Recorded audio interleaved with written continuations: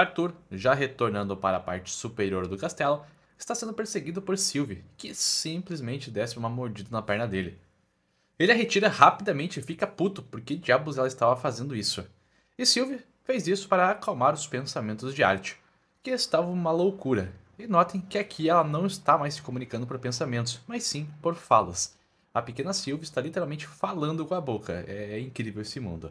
O Prota só disse o que a princesa precisava ouvir, afinal, ela deixou as próprias emoções distorcerem seus julgamentos sobre o que era melhor para o povo neste momento. E ela não pode fazer isso enquanto for uma princesa e muito menos como um soldado. Então precisava desta bronca. E Sylvie entende que Tess não deveria ter falado aquilo sobre trancafiar as pessoas que ama e protegê-las. Mas pergunta a seu pai se não foi ele quem projetou as frustrações sobre o fato de seus pais estarem indo para a guerra em cima da garota. E não. Tá, talvez ele tenha feito isso sim. E novamente, Aret pergunta que tipo de treino Sylvie estava passando em Efiotos.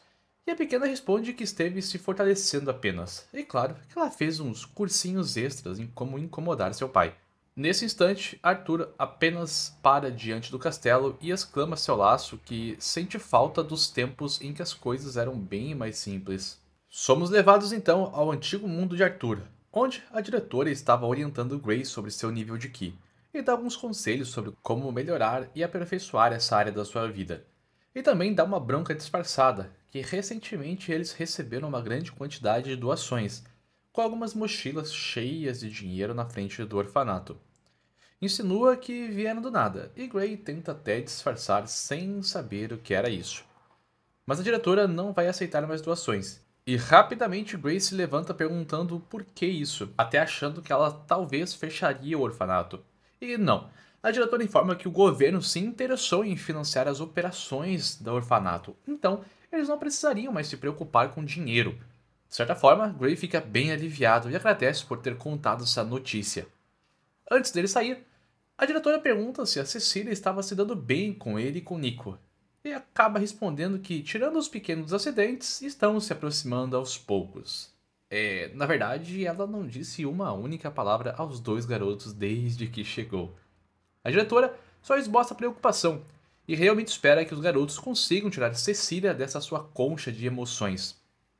Mas o Prata pergunta por que a diretora quer que eles se tornem amigos da garota. Ela parecia bem normal, só que todos têm medo dela por conta dos acidentes recentes. E não é que ele ou Nico estejam com medo, mas algumas crianças foram enviadas para a enfermaria por conta de Cecília, e ele quer saber mais sobre ela para poder ajudá-la. Então a diretora afafa sua cabeça e pede para não se preocupar, que ela vai conseguir superar isso. É só os garotos a ajudarem, serem amigos dela e, quando ela quiser, vai contar tudo. E Gray apenas acata isso, agradecendo sua mãe. Mas a diretora logo repreende que ele precisa chamá-la pelo título de diretora Wilbeck. No meio do salão, Gray estava bem pensativa a respeito de Cecília, até que as várias crianças aparecem diante dele e desejam brincar de pega-pega com seu irmão mais velho. E ele entra nesta brincadeira enquanto o pequeno tenta o pegar, mas rapidamente se esquiva. E acaba se esquivando de novo e de novo e de novo. Nenhuma tentativa das crianças consegue chegar nele. E ainda avisa que todas as tentativas foram ótimas, mas todos ali estão muitos anos atrasados para derrotar o grande e poderoso Grey. Dá algumas dicas para as crianças e avisa que seus poderes heróicos estão sendo chamados em outro local. E enquanto as crianças se vão, ele dá uma olhada em algumas tábuas soltas e as arruma. Era visível o estado do casarão do orfanato. Tomara que dê tudo certo com o financiamento do governo. Gray chega fazendo o maior barulheiro no quarto de Nico, e o garotão estava fazendo tricô. Na realidade, ele estava projetando uma luva tecnológica. E enquanto Gray estava indo ver uma delas, Nico já havia colocado na mão e acaba pegando no braço do seu amigo. E ali mesmo solta uma baita descarga elétrica e o deixa todo espantado e chocado. Entenderam? Choque elétrico, chocado. Haha, badunts. Foi mal, sobrinho, força do hábito. Gray pergunta o que diabos era aquilo, e Nico, depois de confrontar os ladrões do outro dia, estava criando coisas para poder se defender, e essas luvas eram condutores de Ki, e dentro tinha uma pequena pedra condutora que aproveita o Ki interno para expelir eletricidade. Porém, Gray pergunta por que Nico não aprende a lutar ao invés de ter tanto trampo para criar armas sofisticadas. E na realidade, Nico não é que ele não queira, é que se compararmos, ele é tipo uma preguiça ou uma tartaruga. Seus reflexos eram muito fracos e lentos em comparação a Gray, que mais parecia uma besta primitiva e selvagem. Ele conseguiu comprar algumas coisas com o dinheiro das joias roubadas, materiais para construir luvas assim, e até alguns livros bem importantes. Nico ainda informa que comprou um livro para Gray com o dinheiro que sobrou. E no instante que estão conversando, uma vibração poderosa ocorre no orfanato, e ambos sabem que é Cecília novamente. Antes de irem, Gray pergunta se seu amigo estava interessado nela, e ele fica todo corado. Durante a caminhada até lá, notam que desta vez as vibrações estão estranhas, ela estava durando muito mais. Quando chegam, notam que duas pessoas estão apenas paradas à frente da porta e não estão indo ajudar a garota. Instintivamente, Gray pega as luvas de eletrochoque de Nico e parte em alta velocidade em direção ao quarto. E era impossível para os demais chegarem até a garota sem se machucarem. Ao abrir a porta, era notável que ela estava sofrendo. O seu ki estava sendo emitido como uma aura para todos os lados sem controle algum. Cecília era uma irregular entre os usuários de ki. Mesmo os praticantes avançados conseguem produzir pequenas rajadas, e ela era capaz de se envolver em torrentes de ki, porém não era capaz de controlar todo este poder. As explosões de ki ocorriam quando as emoções dela entravam em conflito. Este poder seria visto por muitos como um presente divino, mas para a garota era apenas uma maldição. Gray então berra para Cecília se acalmar, ele estava chegando até ela. E a garota estava apenas chorando, não estava conseguindo conter tais explosões, e manda todos ficarem longe dela. Porém, o prota continua avançando cada vez mais. Ele é até machucado e ferido no processo com um corte, mas não desiste de chegar até a garota. Próximo a ela, a manda segurar forte em sua mão, e no instante que faz isso, a eletricidade rapidamente avança no corpo da garota, causando assim uma dispersão da sua aura. Ela havia desmaiado com o choque. E Gray nota que esse choquinho foi o suficiente para drenar seu ki completamente, e acaba desmaiando depois disso também. O novo dia estava começando para Arthur, e mais uma vez ele sonhou com sua vida antiga. De fora, uma empregada estava tentando o acordar, e que ele precisava se apressar para o discurso do comandante Virion. E neste momento, Byron estava do lado de fora, aguardando o prata também, e pede uma licencinha para a empregada, e manda logo uma magia de eletricidade para dentro do quarto para acordar o garoto. E isso, de certa forma, deu certo. Arthur já acorda nervoso, segurando aquela energia em suas mãos, encarando seu inimigo. E Byron se impressiona. Parece que Arthur aprendeu alguns truques novos. E só pede para o garoto se trocar. As demais lanças estão no portão de teletransporte ou aguardando. É dito que depois do incidente de Lucas, Byron e o Prota sempre tiveram suas diferenças. Mas ele era alguém confiável em guerra, e ambos, com certeza, eram armas inestimáveis para Dikaten. A diferença deles não significava nada em comparação à vida do povo em jogo. Uma empregada fortuna chega e avisa que obteve permissão do comandante Virion para dar banho e trocar Arthur o quanto antes. E ele acaba se assustando e diz que vai fazer tudo isso o mais rápido possível. Elas também trazem um novo traje, uma armadura para o garoto usar no discurso preparada especialmente pelo Lord Aldir para o dia de hoje. Então, somos levados até os reis humanos. Blaine está um tanto nervoso fazendo um discurso público em Etistin logo quando a guerra estava para eclodir. Uma voz de fundo também responde que é uma jogada bem ousada de seu pai, mas talvez isso seja para inspirar as multidões que estarão os observando. E Alduin estava nessa jogada também, fomentando que a ideia é mostrar que os reis estão presentes e pelo povo. Ainda aponta em direção às lanças, que com essa elite apoiando o continente, vai causar uma reação em cadeia muito positiva na população.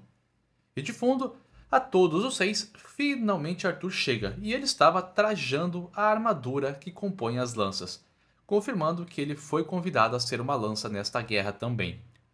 Merial elogia que aquele pequeno Arthur agora já estava crescido e bem diferente. Blaine também elogia, afinal Arthur é um dos seus melhores soldados e vai continuar crescendo não só em altura, mas sim em força. Só que Arthur avisa que nesta guerra ele é um soldado do continente, dando a entender que não vai se afiliar a nenhum rei. E uma nova voz saúda Arthur. Este era um novo representante dos anões, Radias. Ele ouviu falar muito bem do garoto nas cartas de Elijah. E sim, Este era o ancião dos anões que cuidou de Elijah como se fosse seu filho. Arthur entristece a face e pede desculpas, porque ele não chegou a tempo para salvar Elijah de ser levado pelo inimigo. Radias tira essa culpa do colo de Arthur e informa que Elijah sempre foi de arrumar encrencas. Mas o garoto foi o melhor amigo de Arthur neste mundo, então o Prota promete que o trará de volta. À frente do portal, Virion berra para todas as lanças que o porteiro vai sinalizar o momento ideal que eles devem atravessar o portal. Os reis irão primeiro para se apresentar. Mentalmente, Sylvie dá a ideia de que eles devem passar mais tempo com o ancião Radias, saber como ele já era quando mais novo. E Arthur fica em dúvida em como seu amigo acabou no reino de Darby sendo criado por alguém do alto escalão. Do nada, uma das lanças dos elfos chega, cumprimentando Arthur e erguendo a mão. Ela até diz que já se encontraram antes, mas nunca foram apresentados. O Prota até se recorda da garota, mas só aperta sua mão como se fosse um cumprimento de mano mesmo e manda um tamo junto leque. Era um prazer para ele conhecer a famosa Aya Griffin, e ela tem certeza que ambos se darão bem. Sylvie de certa forma gostou da garota, ela parecia bem legal, mas não era isso que a aura dela dizia, ela parecia uma aberração de poderosa. E outra figura aparece, era a Varai com uma nova aparência, elogiando o crescimento de Arthur, porque ele chegou até o estágio de prata intermediário no seu núcleo. Arthur informa que ainda falta muito para atingir o estágio branco, e Varai diz que nem é tão longo assim o caminho. Isso causa um certo espanto em Art, que pergunta a respeito, mas a galerinha neste momento é convocada a atravessar o portão. E no caminho, mais uma vez, Sylvie se diverte com tudo isso, alegando que gostou muito. A pequena tinha um conceito diferente para a diversão. Ficar perto desses monstros era algo muito normal para ela. Ao passarem pelos portões, a população estava diante dos reis e do conselho, assim como das lanças que foram convocadas. E todo mundo vibra demais com a aparição de seus grandes representantes. Fazia muito tempo que Arthur não ficava diante de uma multidão tão grande assim. Uma das empregadas avisa aos generais que eles devem prestar atenção ao anúncio e seguir o comandante Virion. E Arthur estranha ser chamado assim. Então, Virion, de cima da plateia, inicia seu discurso. Inicialmente orgulhoso que tantas pessoas apareceram para os prestigiar. Todos os líderes estão ao seu lado. Pessoas que protegem o continente há décadas e vão continuar protegendo no futuro. Mas os reis e rainhas não são aqueles que arriscam suas vidas nas linhas de frente e apontam na direção das lanças, e pede para todos darem boas-vindas aos generais ferozes que vão liderar esta guerra. Estes são as lanças de Catem. Avisa que metade das lanças estão fora neste momento por conta da guerra. Enquanto estão ali falando, as demais lanças estão lutando em suas próprias missões. Explica que o título da lança não é limitado por nascimento ou status, ele é merecido através de trabalho duro, talento e esforço. Hoje era o alvorecer de uma nova era, com um novo herói se juntando ao grupo. E berra para a população dar boas-vindas à nova lança Arthur Leywin. Com este anúncio, um estrondoso berro e torcidas são realizadas diante do conselho. Toda a população está ouriçada com essa nova aparição. Art está meio desajeitado, perguntando de canto de olho se isso foi ideia do velhote. E Virion pede apenas para sorrir e acenar, tipo os pinguins de Madagascar. Todos estão assistindo através dos telões. O velhote ainda tem a audácia de pedir se Arthur não teria um discurso preparado para a guerra. E na realidade Arthur não estava nem preparado para receber a posição de Lancia. Quem dirá um discurso tão importante e magnânimo? Mas Virion informa que este é seu povo. Arthur cresceu junto a eles, sabe mais sobre eles do que qualquer outro nobre ali de cima. Todos irão ouvi-lo de maneira mais confiante possível, só precisa expressar o que acredita. E entrega o microfone ao garoto, e novamente dá aquela moralzinha, que ele só precisa ser confiante e falar normalmente com seu povo. Assistindo todas as pessoas torcendo e vibrando por ele, incluindo sua própria família, Arthur se encoraja para esse discurso. E finalmente inicia, agradecendo a todos por estarem ali. E apesar da sua idade, e lendo todas as histórias deste continente, nunca viu nada explicando o que faz um cidadão ser leal ao seu país. Alguns dizem que é a natureza ser devoto à sua terra natal, e outros dizem que é um efeito de hierarquia, iniciando pelos seus líderes, provendo para o seu povo básico e depois para os filhos, e assim as gerações reverenciam a terra onde nasceram. mas diz a todos que ele discorda de todas as alegações extravagantes. Escolher a lealdade é uma decisão calculada por cada cidadão. Não pode ser forçada por governantes e nem julgado pelo seu local de nascimento. A liberdade está na escolha das pessoas, uma escolha que deve ser nutrida por suporte dos amigos, vizinhos e até mesmo estranhos. A promessa de proteger um ao outro para então progredirem juntos. Talvez seja presunção de Arthur definir isso, mas cada um carrega a sua própria definição em seus corações ao mostrar lealdade ao seu país do seu próprio jeito. Uma coisa ainda assim era certa: lealdade é sempre mais fácil quando os tempos são fáceis. É fácil saudar seus reis quando seus filhos estão bem alimentados e suas terras prosperam. É fácil avançar atrás de um exército quando a vitória é certa.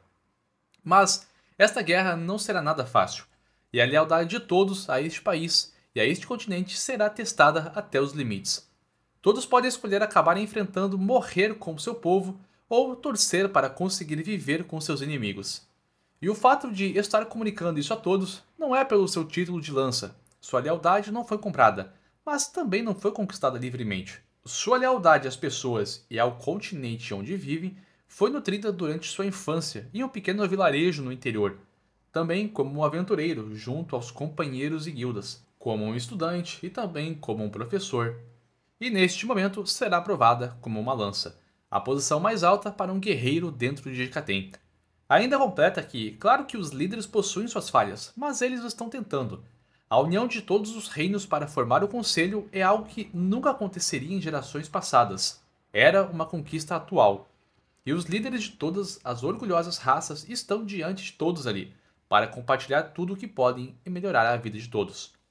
Logo além dessa cidade, existe um exército grandioso se aproximando do litoral, e eles receberam a escolha de entregar as vidas das famílias líderes que servem este continente, ou proceder com a guerra em um nível muito maior e mais devastador.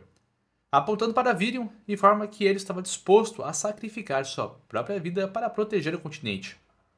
Mas o Prota prefere arriscar sua vida e morrer para uma vida que ama ter nessas terras do que colocar suas esperanças em uma promessa que seu inimigo pode ou não manter. E não fala por todos do continente, só afirma com muita confiança que todas as pessoas ao seu lado vão lutar até o último suspiro para proteger Jikaten daqueles que ousam os invadir. E aqui um puta berreiro começa da plateia, todos aplaudindo e gritando vida longa a Jikaten. Todos unissonos a uma só causa. E para se aparecer no meio de tudo isso, Sylvie se transforma em sua majestosa forma, emitindo uma aura imperial como dragão. Até parecia uma cena planejada. Foi uma cena foda e um discurso extremamente fantástico. Na saída, Sylvie até pergunta se ela mandou bem com a transformação. E Arthur agradece que ela espalhou muito bem a mensagem da melhor maneira possível. Em seguida, Curtis e Cat aparecem. O garotão ficou super empolgado com todo o discurso e com a transformação de Sylvie. Meio que já tinha ouvido falar que ela era um dragão, mas só agora acreditou de verdade. E por fim, também era muito bom ver Arthur bem. Cat pergunta se o Prota vai até a recepção dos nobres da cidade. E não, ele tem outro evento mais importante para ir neste momento. E algumas horas depois, naquele mesmo dia, algumas seletas pessoas foram reunidas detrás do castelo. E iniciam assim o funeral de Adam. E Reynolds estava discursando a respeito, agradecendo seu nobre amigo e sobre as vezes que o salvou. E conhecendo Adam, ele com certeza buscará a força e a paixão no mundo além do físico. E enquanto entrega uma rosa branca, pede para descansar em paz e até logo, velho amigo.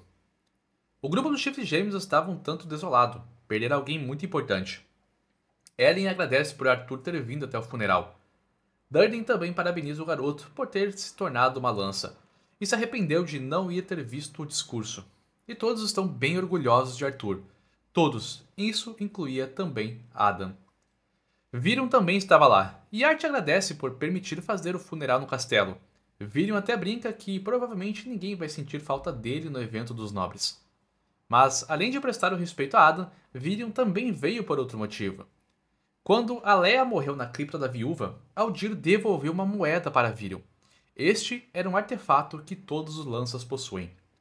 Então o velhote explica que ao vincular este artefato ao seu sangue, junto do sangue da linhagem dos elfos, vai ativar um impulso que leva todas as lanças até o estágio branco. E mesmo Arthur não sendo um elfo, Virion se sentiria mais do que honrado se ele servisse como uma lança na bandeira élfica.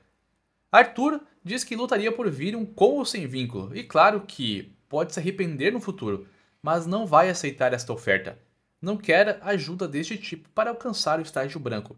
Ele planeja alcançar tal estágio com suas próprias forças. Aldir aparece repentinamente das sombras e entra na conversa, e explica que, de fato, o artefato pode dar um tremendo impulso de força, mas também inibe grandemente o potencial natural de crescer ainda mais. E ele mesmo recomendaria que qualquer um do povo menor usasse esse artefato em tempos perigosos, mas Arthur era um caso extremamente diferente. Deixando seu talento de lado, o poderoso sangue do dragão de Sylvie corre em suas veias, além da poderosa vontade de Sylvia estar dentro do seu núcleo de mana. E tem certeza que isso será uma vantagem no futuro. Claro, se sobreviver. E em meio ao silêncio, Virion pergunta ao garoto se ele estaria preparado para a guerra. E a resposta é rápida e objetiva: não. Mas ao ver as pessoas que ama nesse estado de tristeza, não planeja perder para os malditos dos Vidras. Um tempo depois, estava na hora da despedida da família. Os pais de Arthur estavam se dirigindo junto aos chifres gêmeos para sua missão, e Ellie está bem chorosa nisso. Arthur mal os consegue encarar neste momento. Até discute com seu pai, afinal, nós só vemos a verdadeira morte depois que ela recai sobre alguém com quem nos importamos. A decisão de seus pais foi determinada. Alice também se aproxima para se despedir de seu filho, segurando em sua mão com tanto carinho e emoção. Depois disso, ambos partem pelo portão de transportes. Isso doía tanto para Arthur, e todas as mortes que já presenciou serviriam para lembrá-lo de proteger aqueles que ama. Muito mais tarde, já em seus aposentos, ele está cabisbaixo, e Sylvie informa que começar uma discussão não é a melhor maneira de se despedir. E bom, ele está frustrado, porque sempre que parecem dar um passo para frente, acabam recuando dois para trás. Sinceramente, neste momento está mais preocupado com a segurança de sua família do que com a guerra, mas pelo menos deixaram a Ellie para trás, protegida disso tudo. E mesmo sendo difícil para seus pais decidirem essa escolha baseada em seus filhos, sabendo sobre a verdadeira história de Arthur, eles escolheram isso para fazer o melhor que podem para o futuro. E pergunta algo inusitado a Sylvie: quando exatamente ela descobriu quem ele era? E bom, ela revela que sempre soube. Só era jovem demais para entender sobre tudo aquilo. Afinal, ela sempre esteve ouvindo seus pensamentos desde o dia do seu nascimento. Isso, de certa forma, era bem vergonhoso. Afinal, ela ouviu todos os pensamentos, tudinho. Para ela, conversar com a mente de seu pai era o mesmo que conversar com ele em voz alta. Ela então diz que consegue manter alguns de seus pensamentos escondidos, diferente de Arthur, que ainda não aprendeu isso. Então, Sylvie sabia também sobre a constante insegurança emocional de Arthur a respeito de Tessia. Então, Sylvie muda o clima. A guerra iria começar, ela disse, e seu avô orientou que, enquanto estiver longe do nível de um verdadeiro Asura, o sangue de Arthur correria dentro dela ainda. Embora possa lutar nesta guerra, ela não é invencível, e a melhor forma para sobreviverem é confiar um no outro. E ela diz isso porque existem coisas que ela estava escondendo, coisas que ela descobriu apenas recentemente, e ela sente que Arthur é a única pessoa com quem pode confiar com sua própria vida. O Prota apenas acaricia a pequena, e claro que poderia confiar nele, afinal, estão juntos desde que ela nasceu, e isso não iria mudar. A guerra de fato deve estar preocupando a Sylvie, porque ela nunca expressou medo em toda a sua vida, e ela aprendeu várias coisas com Lord Indret, além de seu ego ter crescido pra caramba. Se o que sabedoria disse se confirmar, nos navios alacrianos haverão diversos experimentos de Agrona, magos potentes com sangue dos Asuras em suas veias. E do nada, Aldir brota das sombras. Ele tem esse mau hábito. E está ali para contar algo importante, que o Lord Indret ordenou para confiar no julgamento de Arthur durante toda a guerra. E depois do discurso que realizou mais cedo, entendeu o motivo. A contribuição do Arthur não deve ser limitada apenas à sua espada, e quando não for absolutamente necessário em campo de batalha, vai ficar ao lado de Aldir no conselho. Art fica meio receoso com isso, afinal estão pedindo para um adolescente tomar as decisões que podem mudar o rumo do mundo. Aldir apenas entende que o garoto, mesmo sendo jovem, não é comum, e vão haver momentos que será essencial nas reuniões do conselho. Mas não ficará lá apenas ouvindo as brigas intermináveis daqueles velhos. O Lord Aldir tem outras ideias para o garoto. Arthur pergunta se não está sendo frustrante para ele, sendo que está restringindo a ajuda, apesar de que, sozinho, poderia fazer muito. A força de Aldir era também incalculável. O velho apenas responde que a hora dele vai chegar, e essa batalha será o amanhecer de uma nova era. Se Dikaten vencer, todos terão acesso ao novo continente com muitas coisas importantes para realizar no futuro. E parece que Aldir também perdeu alguma coisa importante para Grona. Arthur dá um conselho vital ao velho, enquanto fecha a cara, informando que os tais povos menores estão lutando as batalhas que os Asuras criaram. Então o mínimo que Aldir poderia fazer é ser respeitoso com este povo que está dando a vida no campo de batalha. E isso foi dito porque Aldir, desde que apareceu na obra, tem o costume de chamar os humanos, os elfos e os anões de povos menores, meio que diminuindo todos que não são Asuras. E o velhote confia neste conselho, enquanto sai da sala avisando que vai ajudar as pessoas do conselho que Arthur tanto preza. O Prota ainda avisa que precisa fazer algo antes de assumir suas responsabilidades como uma lança e um general de guerra. Então, no dia seguinte, somos levados até a costa do continente, onde alguns soldados estão realizando duelos de treinamento. Ao que parece, este era um destacamento das linhas de frente de Dikaten. E Arthur aparece encapuzado neste acampamento, evitando chamar atenção. Quando ele passa, a cozinheira do acampamento nota uma certa familiaridade com sua aura. E o Prota já notou que foi reconhecido por aquela mulher. Não esperava que isso acontecesse tão cedo assim e tão longe de Tistin. A duplinha observa alguns duelos, e Sylvie fica super alegre ao ver uma meia-elfa no meio do campo. Eles são bem raros de serem vistos no continente. E ela já puxa a atenção para irem logo ver a capitã deste acampamento. Arthur parecia bem concentrado em assistir os duelos. A dupla chega até a tenda da capitã, e são barrados pelo guarda de defesa, que automaticamente pergunta o que o sujeito queria ali, e pergunta em um tom sério também pela segunda vez. Arthur puxa um colar, que era um artefato que representava sua posição como general, e o cara fica com o maior climão de tanso e rapidamente permite a entrada, enquanto ia berrar o nome do general. Mas Art pede para fazer silêncio, era só uma visita casual, não quer causar alardes. E dentro da tenda estava a antiga e não esquecida professora Glory. E já fazia muitos anos que ambos não se encontravam, e muito mais tempo para Arthur, claro, já que ele passou anos treinando no Reino da Mente. Glory larga todas as formalidades e abraça Arthur. Era bom ver o garoto, que agora era um general. Ela dá um panorama geral da situação que estão enfrentando nesse ponto. A divisão dela é uma das menores, com 20 conjuradores habilidosos e também 10 ampliadores extremamente bons. E o restante consiste em soldados treinados, magos e não magos de nível médio para baixo, assim como um punhado de arqueiros. O capitão Aldir, não é o Três Olhos. O ancião lá é Aldir, só para não confundir. Este capitão estava marchando da cidade de Meibane para encontrar a divisão dela em breve. Para ser sincero, Arthur não acredita que os navios venham tão ao sul assim, e o comandante Aldir ainda deu ideias para atrasar e afundar alguns navios na costa principal, mas não vai ser o suficiente para acabar com todos, infelizmente. Glory até oferece uma bebida para Arthur, mas ele recusa, era muito novo para isso, e ela cai na gargalhada, porque se já é velho para ir para a guerra, então poderá beber. E o desgramado desce então um galão de pinga. Não reproduza essa cena em casa, repito, não reproduza essa cena em casa sobre isso. Glory informa que seria legal o Prota discursar em frente aos soldados, dar aquela motivada e tudo mais. Arthur deseja esperar o capitão Aldir chegar. Neste momento, quer se divertir entre os soldados, tirar este peso da guerra. Sylvie até brinca que, como seu laço, fica desconfiada sobre o futuro deste continente com ele agindo tão descontraído assim. Ao saírem da tenda, mais uma vez pede silêncio ao guarda e até esconde Sylvie em meio ao seu casaco. Ele se enturma rapidamente com outros dois soldados, conversando sobre quem foi o vencedor da última rodada. A menina chamada Cedri foi quem venceu. É a primeira vitória de inúmeros duelos entre esses dois. O rapaz se apresenta, seu nome era Jonah, e pergunta se o Prota era um novo recruta. Jonah informa que, pelo andar das coisas, vão ter muitos duelos ainda hoje, então vão aproveitar bastante este clima. E ao lado de Cedri está todo mundo cultuando a sua vitória, o fã-clube já foi formado.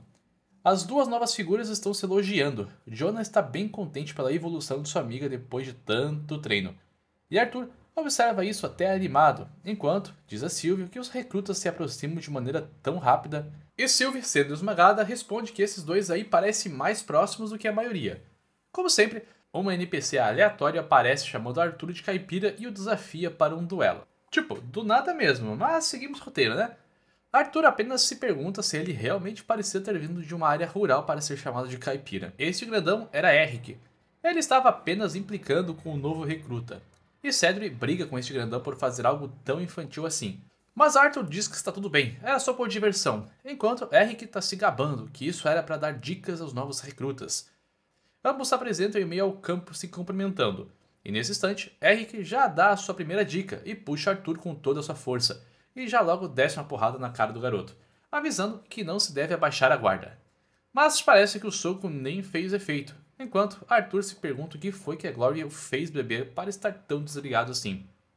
Parece que Eric estava bem na vontade de um duelo super a sério contra o Prota, e avança sem nem pestanejar. Art, apenas segurando a cara do grandão, diz que está anotando as dicas e dá logo um soquinho amigável que faz o cara quicar umas 3 vezes no chão e sair voando. E a galera em volta parece ter gostado disso e urram ovacionando o Prota. Este duelo foi sensacionalmente rápido. Arthur estranha, até limitou sua mana para uma fração, então por que o cara voou tão longe assim? Uma ampliadora, portando uma lança, se apresenta e pede para Arthur usar uma arma também no duelo deles, e berra aos soldados em volta para darem uma espada do tamanho dele. Atendendo a este pedido, uma espada milagrosamente sai voando para os colos de Arthur. E a garota não deixa brechas também e já avança causando o primeiro choque entre as armas. Enquanto avança lançando repetidos e velozes ataques com a lança, elogia Arthur. De fato, ele não parecia um recruta comum. Se defendendo e vendo o leque de ataques da garota, Art vê que o controle de mana dela é muito bom, e ela é bem mais forte que Eric. Mas faltava muita experiência de combate real à garota, e logo mete uma bicuda que a derruba no chão. A garota, ainda assim, consegue de alguma maneira se jogar para longe e voltar a focar na batalha. E avisa os demais para abrirem espaço, ela vai usar toda a arena. Mas o Prota avisa que é só uma partida amigável, não um duelo até a morte. Nípia, se apresentando, responde que isso é um aquecimento para a guerra que os está aguardando. Precisava se focar. E como em uma guerra não tem como fugir, conjura pilares que formam muralhas de terra em volta deles. E estava tudo bem. Uma coisa que aprendeu em sua última vida é que os aliados ficam mais generosos na presença de outra pessoa poderosa em campo. Soldados esperam uma vitória fácil quando alguém com o título de lança está entre eles. Para estes soldados, é possível que o apoio de um guerreiro com tal título dê confiança para lutar ainda mais. E com tanta mana disponível nesse mundo, cometer pequenos erros não é tão punitivo quanto no seu antigo. E ainda se atenta que lutadores ficam muito focados em ficar mais forte, ao invés de corrigirem suas falhas. Até mesmo Prota sucumbiu a este erro quando chegou neste mundo. A mana era muito benéfica e esqueceu das artes das lâminas por um breve momento. Mas isso foi surrado para fora pelos Asuras de Fiotos. Durante o duelo, as panelas subitamente batem e a cozinheira avisa que o jantar estava pronto. Claro que Art interrompe a luta e ajuda Nip a se levantar, avisando que foi uma boa disputa. A garota ficou meio sem jeito, porque aquilo de fato era uma derrota. O acampamento inteiro estava jantando nesse instante, um clima bem agradável e divertido. Jonas está conversando com Art, observando Cedric se divertindo com os demais, e fala que ela sempre foi assim. Mas por conta da sua família, ela precisou dar atenção aos seus irmãos e acabou sendo enviada à guerra. E por isso que Jonah se tornou um soldado também, para não deixar ela arriscar sua vida sem proteção. Estava na cara que ele era apaixonadinho pela garota. E ela chega sorrindo e berrando para a duplinha. Isso era só conversa de homem, ou pelo menos isso é o que estava tentando inventar para ela. Ambos pareciam formar um ótimo casal, todo bobinho, o amor jovem é tão fofinho. A cozinheira aparece de trás de Arthur. Comentou sobre o duelo de mais cedo e que também viu o garoto saindo da tenda da Capitã Glory. Então pede ajuda a Arthur para uma espécie de duelo entre eles. Alguns soldados que ouviram sobre ele ter saído da tenda da Capitã ficam interessados nisso. Esta era a chefe Astera, a cozinheira desta divisão. E ela não parecia ser só uma cozinheira normal não. A tiazona tá mais bombada do que eu. Ambos vão para a arena de duelo. E ela deseja dar um espetáculo para os demais soldados. E repentinamente a véia parecia ter teletransportado para a frente de Arthur, A sua velocidade também era insana. Mas o Prota consegue se defender dessa lâmina veloz. Com essa movimentação, Astera se anima. Realmente aquele à sua frente não era um soldado normal, e parte para mais um avanço com sua lâmina, realizando um ataque frontal. Só que é esquivado e Arthur vê a trajetória da lâmina passando ao seu lado. E ele entra na brincadeira, enquanto ataca horizontalmente, avisando que é só um soldado normal, assim como ela também seria só uma cozinheira normal. Ela diz que se Arthur fosse mais curioso, poderia ter a conhecido pelos soldados. Aliás, muitos deles ali já foram seus alunos. Enquanto se degladiam nas lâminas, o Prota questiona se ela já deu aula em Chiros. E claro que nunca. Ela preferia engolir areia do que ensinar aquela escola de burguês safado. Ela explica que depois da Guerra dos Elfos foi ensinar na famosa Academia Lanceller, uma lendária academia que forma aqueles que desejam ser aspirantes a soldados. De longe, Cedric e Jonah não conseguem nem piscar, estão atentos vendo esse choque de habilidades, e ambos continuavam com belos e precisos movimentos de suas esgrimas. Arthur pergunta por que ela estava sendo uma cozinheira ali, sendo que diversos soldados agora devem precisar do treinamento dela em Lanceler. Mas isso era conversa para ser compartilhada com uma bebida, e pergunta por que Arthur estava se segurando tanto. E o Prota não desejava aprimorar seu físico para este embate, seria um desrespeito. Eles estão apenas se conhecendo. Mas a véia aí não curte muito essa etiqueta, e é visível que a sua aura estava emanando e clamando por mais desta batalha.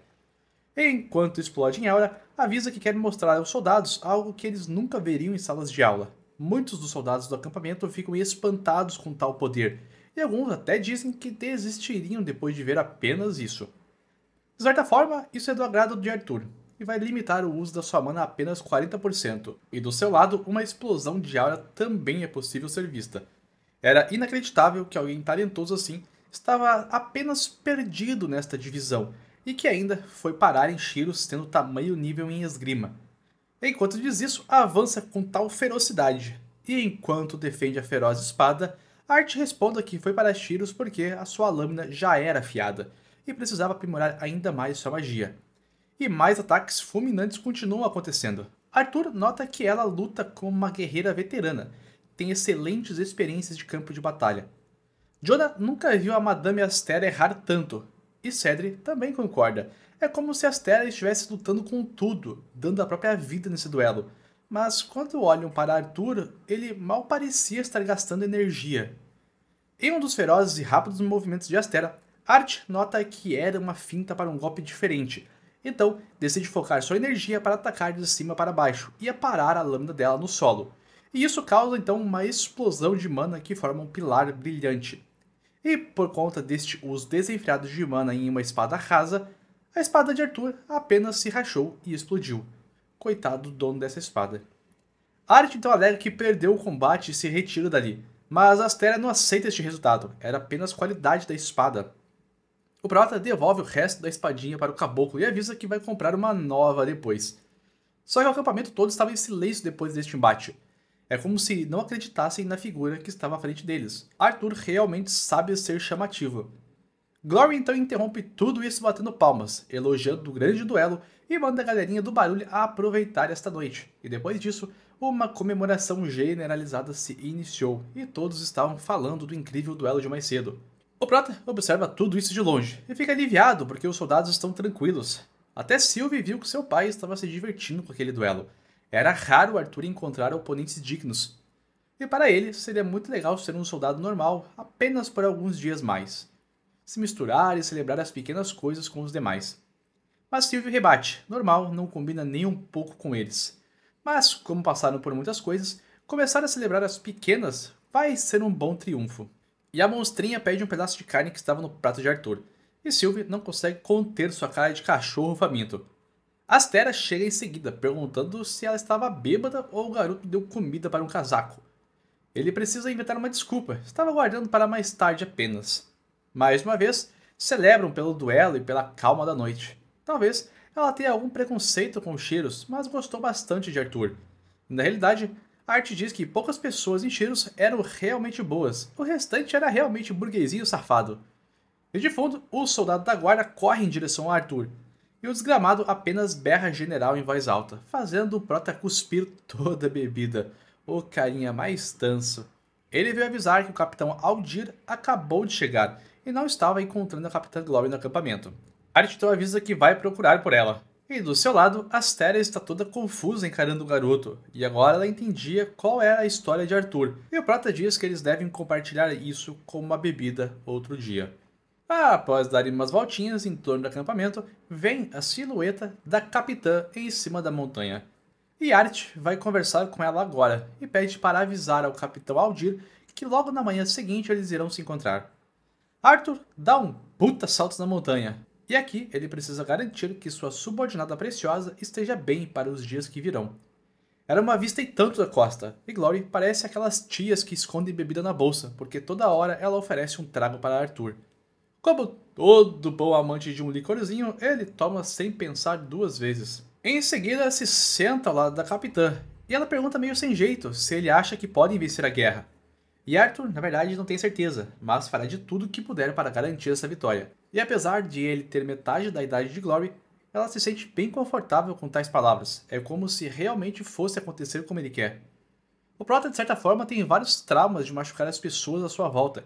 E agora, com esta guerra, quer garantir fazer o certo e todos saírem bem disso tudo. Glory pergunta se foi o que aconteceu lá na academia de Shiros, e memórias daquele dia retornam. Foi um momento de raiva e estresse, somado a amigos que se machucaram e muitos outros que morreram. Ele pergunta o que sobrou da academia depois daquilo tudo. Todos que conversou em volta fingiram não saber ou que nada aconteceu. E Glory também se recorda daquele dia. Aquele violento e fatídico dia. E informa que, do comitê, Doradreia foi a primeira a ser encontrada morta entre os estudantes. O grandão Tel estava gravemente ferido e infelizmente não aguentou também, mesmo com toda a ajuda médica que chegou. Claire, bom, a família Bladehurt é reservada demais e apenas disseram que ela estava viva, mas não deram sua condição ou estado. Fei Fei ficou gravemente ferido, mas conseguiu voltar para casa em segurança. E havia algo a mais que Glory estava meio receosa de contar. Era sobre Kai Crestles. Ele era um dos membros radicais que estava trabalhando sob o manto de Dranive e dos Vitras. Ele desapareceu ao fim da invasão junto aos lacaios e com ele Já. Isso parece ter fervido o sangue de Arthur. Ele pressentia que Kai era diferente e possuía algo a mais. Ela ainda completa que outros 5 traidores foram capturados, porém 30 conseguiram escapar. Arthur constantemente está esquecendo memórias da sua antiga vida, então saber o que aconteceu agora o faz ficar ainda mais cético que precisa dar o seu melhor. E cada vez que se esquece um fragmento da sua vida passada, mais e mais o seu eu do passado tem cada vez menos poder sobre ele, o permitindo ser quem realmente deseja neste novo mundo. Mas agora, neste momento, tudo o que queria era voltar a ser o seu antigo eu, o Rei Grey, que era frio e racional, que havia suprimido suas emoções para não ter vulnerabilidades o atrapalhando nas linhas de batalha. Quantas das pessoas que conhecia e conheceu hoje, quantos sorrisos e amizades que fez, que vão acabar mortos sem ele ser capaz de salvá-las? Quantas pessoas de fato vão sobreviver a essa maldita guerra que estava prestes a começar? Parece que Glory estava lendo a mente do garoto, e diz que não é possível salvar a todos, mas ele fez a diferença. Que em Shiros, se Arthur não tivesse aparecido e acabado com Lucas e sua matança, não haveria nada para reconstruir, apenas uma ruína de corpos. E ainda pede desculpas por ter falhado com Arthur. Na cripta da viúva, quando caiu naquele precipício, ela foi completamente impotente em salvá-lo. Não fazia ideia do que dizer aos demais estudantes e realmente achou que o Prota havia morrido. Mas o garoto era tão brilhante que conseguiu voltar daquele lugar. E em Shiros, o fogo que viu nos olhos dos estudantes, em especial de Arthur, lutando para proteger tudo e todos, foi uma força que vai além de qualquer uma que já presenciou antes. E ela deseja isso. Pelos soldados, precisa ser mais forte por eles. Mas está com medo. Diante disso, Arthur pede para Silvio ficar ali e vigiar a costa por esta noite. E a pequena volta à sua forma dracônica e paira pelos céus vigiando os arredores, enquanto Arthur se levanta, a convidando para ir festejar com os soldados. É o dever de ambos, como oficiais, estarem com os demais soldados agora.